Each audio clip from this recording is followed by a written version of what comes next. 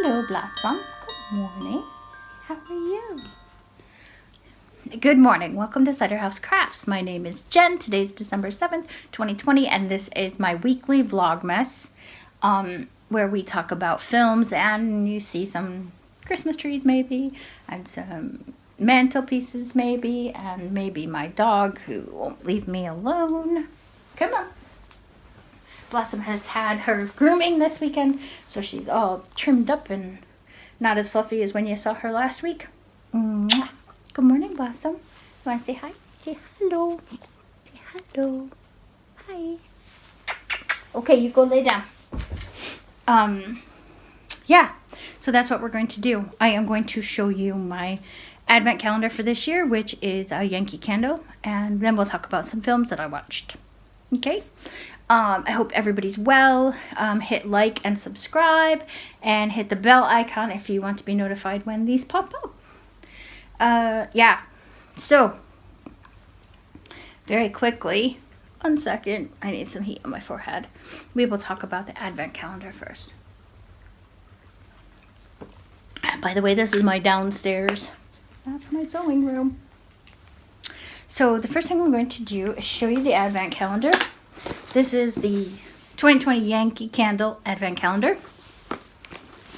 It opens up into a little winter scene. It's a pretty little thing. Oh, yeah. Open the bow. And then you open up the scene. Pretty cool, eh? I love it. It's so beautiful.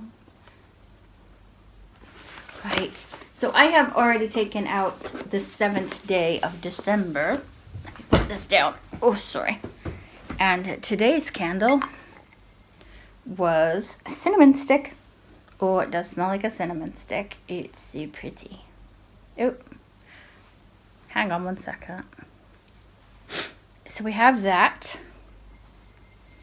And day 1 was the votive holder, and this is beautiful. So when there's a candle in this, all these little stars and snowflakey things, they light up. It's so pretty. So yeah, so we have that, and we're opening that every day, plus the fabric calendars that I made over the last 2 years, one for Ian, one for myself, and Blossom has a calendar, but I talked about that on Friday. Yeah. Oh, by the way, Gary, she was stoned all weekend. You stinker. Anyway, hi, Gary. Anyway, yeah. So this is my mantle over here. Well, just part of my mantle. One of the candles. I have 3 big votive holders that look like that, and this is obviously my tree, and I have some American bubble lights on my tree because we have a power converter that my husband kindly set up, and yeah, so there you go. We have some 1950s garland here, and against that garland, I will show later in the week, there is a Hallmark mobile on there that has Santa and all 8 of his reindeer. I love it. Anyway, let's talk about films. The first film I watched after the Friday, so Thursday was Thanksgiving, Friday, we watched Miracle on 34th Street. If you've never seen the original version of this, it is excellent. The modern version is nice too, but the original version with Natalie Wood is just amazing. And it's the one that I watch every year. I always watch it the day after Thanksgiving.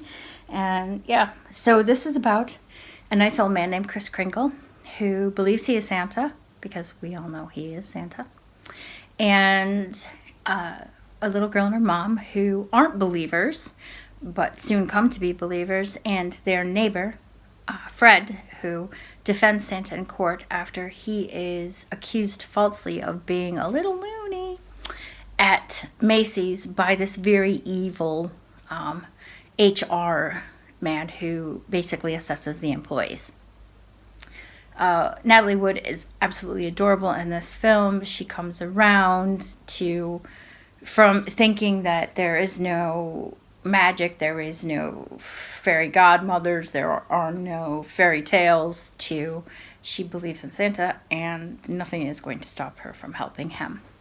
Fred, being his lawyer, who defended him in court against this evil, evil man, who, by the way, got fired by Mr. Macy,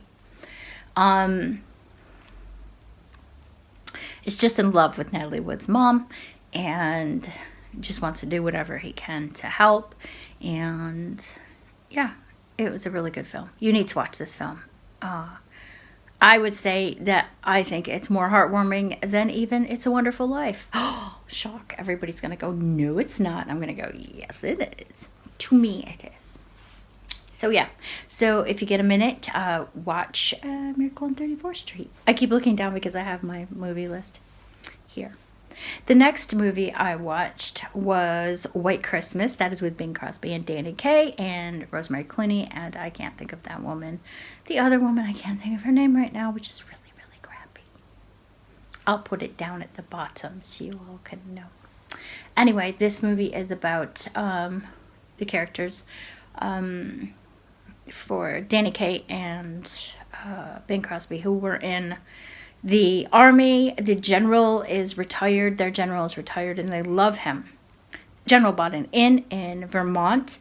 They're having a crappy year in Vermont. There's no snow.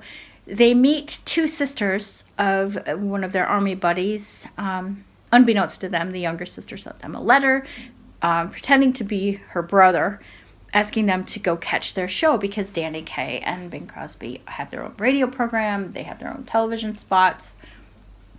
They're very famous entertainers. So these two girls invite, or the younger sister invites them to come and watch. There's sort of the younger sister and Danny Kaye. You can tell they're going to hit it off straight away. Bing Crosby and Rosemary Clooney, yeah, they're kind of at odds. But there's still that underlying current. There's that sexual tension, as it were. So anyway, the girls have to sneak out of Florida because they owe some money for rent. Danny Kaye helps them with tickets. It ends up that they are the entertainment at the General's Inn. They all end up at the General's Inn, and it's not very successful. And the General really wants to get back in the army, and they've rejected him. And so Bing Crosby and Danny Kaye decide to do something super wonderful for him and have their Christmas show at his inn, which brings a lot of people in, including most of his troops. I won't tell you the end because it's really, really good, but the music in this is wonderful. The dancing is wonderful. There's even modern dance in this, and I don't normally like modern dance, but yeah, it's pretty good. So, yeah. So I guess I would give Miracle on 34th Street 5 bells, and I will give White Christmas 4 bells.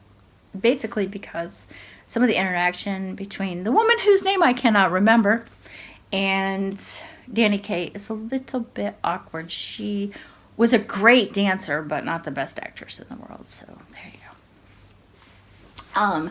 The next movie I watched was The Bishop's Wife. Now, if you've never seen The Bishop's Wife, it's got Cary Grant in it, and oh, God almighty, he's hot. David Niven is in this as well and plays the bishop of a community. And so, yes, religious man, but he's, yeah. I've never seen him play anything outside of a kind of he's not usually a bishop. Anyway, Cary Grant plays this angel who's sent down because David Niven asked for help. David Niven has a wife and a little girl, and so Cary Grant comes to help him. He's in the midst of trying to gather funds enough to build a cathedral. He's got this older lady who's willing, back in the late 40s, to donate $1 million, which is a lot of money. But she wants her husband's name above the door and all this other stuff. In all of this, in all of the chaos and the worry and the fretting, David Niven starts to ignore his wife. Well, Dudley, played by Cary Grant, starts to pay attention to his wife, and it's making David Niven more and more uncomfortable, and he's trying to get rid of him, but he realizes that Dudley Cary Grant really is an angel. He's in the same room with him. He locks the door behind them both, and Cary Grant just disappears. So David's thinking, I'm either out of my mind or Dudley is for real. He knows Dudley's for real because his wife talks to him. All his staff at the house talks to him, the housekeeper, the cook. You know, he interacts with other members of the church. And so David finally comes to this realization that he needs to stand up to this woman. And he also needs to take more care with his family. And in the interim, through all of this, Cary Grant, Dudley, is taking his wife out to lunch, and they go ice skating, and they go to the park to throw snowballs with his daughter. And, you know, everything, it's, in a way, it's sad because David Niven is missing out on all of this. And David Niven, you can see his character sort of evolves into this remorseful, oh my God, how could I let this happen? So anyway, I won't tell you what happens at the end, but it is a really, really good. And it's a new, sort of new to me film. The first time I saw it was last year, and I was just like, wow, how did I not know that existed? Really good. I would definitely give this 5 bells. Oh my God, so good. Just so good. Then, Saturday night, movie screen down. My movie screen is to my right, and it fills my whole window area, right? So, I don't know. Maybe I can turn my phone to show everybody. Oh, God. But I don't know if you guys can see that. Can you see that? See that area? That whole area with the curtains and everything? Don't look at the mess of my house. That is filled with movie screen. And so we have a projector. And yeah, I mean, we should use our projector more because it's 6,000 lumens, so I could watch it in the middle of the day with no curtains drawn, and I would still be able to see it. It's really super good. My husband got it because he's smart like that.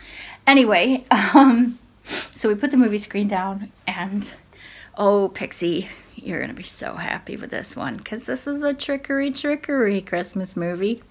We watched Krampus. So I got a little bit of my horror on, and that sounded bad. Horror, not horror.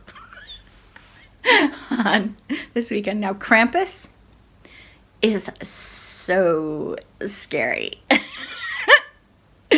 Yeah, so it's about a family who they have relatives coming, and they don't get on anymore. And it used to be different when they were all younger, but now it's all and teenage kids and fighting and stuff. And the little boy is talking to his grandmother, who is of German descent or emigrated from Germany. So she speaks a lot of German in this film, but it's subtitled.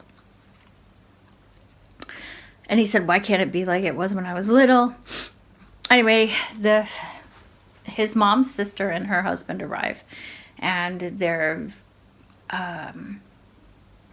sort of, I don't know how to describe them. They're really nice people. There's good intent there, but they carry their guns in their car, and their girls are very athletic, and their boy is, yeah. Think Griswold's, cousins. Anyway, because I don't want to sound judgy or anything, but it's just the characters in the movie.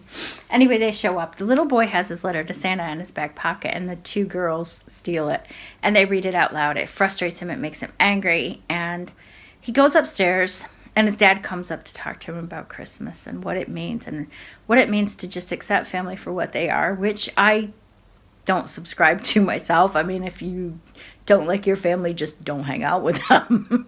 There's no point in making yourself miserable. Anyway, so the little boy, his dad says, there's still time to send that letter to Santa. I believe in Santa, you should believe in Santa. And the little boy thinks about it, and then he tears the letter up. Now, this letter basically contains every wish that he's had for Christmas. He wishes his parents would love each other again. He wishes his family could be like it was. He wishes his uncle wouldn't wish that his 2 daughters were boys. I mean, it's all very interesting. So, anyway, so instead of mailing this to Santa, he rips it up and throws it out the window. It swirls up into the air and Krampus gets it. Now, if you don't know who Krampus is, he's the shadow of Santa Claus. And he's not a nice person. He does bad, naughty things. So, the legend is that, and I think it was yesterday, where Krampus goes out and to all of the naughty children on Santa's list, he goes and visits them. And it's never very nice when Krampus comes to visit you. So, and we know this because the grandma was upset when there was no food in the house and she'd gone to get a loaf of bread and adults stole it from her. And this is back in Germany, back in like World War II, World War I, I can't remember. Anyway, she went back to her home, and her mom and dad were fighting, and her mom tore her Santa Claus doll. She ended up losing hope and throwing it on the fire, and Krampus came and took her family away. Left her, but took her family away.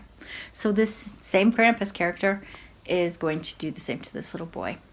Some scary goes down with gingerbread men. I mean, it scared me. There wasn't anything funny about this. It probably sounds funny, but it is not. It is scary AF.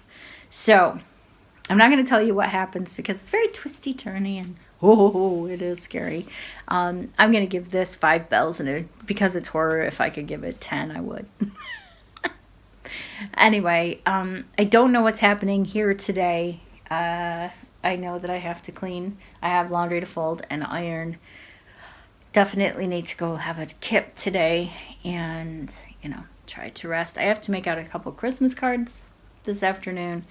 And yeah, and then I have to figure out what I'm making for dinner tonight because I have no idea. I have a house full of food and no idea what I'm making for dinner. Anyway, rightio. I'm going to let you go.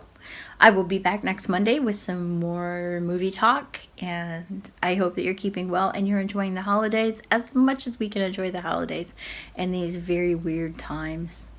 Anyway, you look after yourselves, take care, and I will see you, I'll see you Friday for my regular podcast, but I'll see you next Monday for movies.